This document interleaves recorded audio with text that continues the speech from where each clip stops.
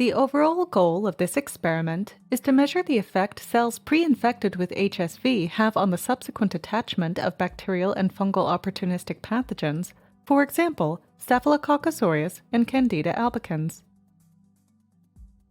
This method can help answer key questions with regards to the role chronic viral infection plays in regulation of the respective members of the host microbiome.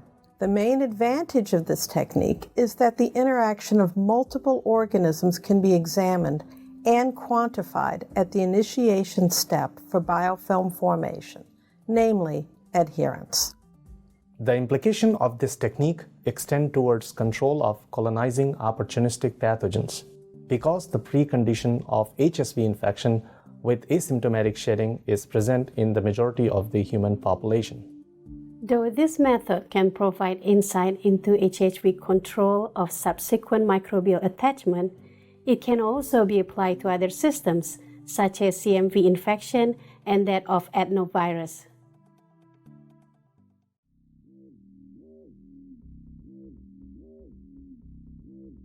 To begin, determine HSV1 or HSV2 virus viability and multiplicity of infection, or MOI, by XGAL staining for each experimental assay run using a reporter virus entry assay.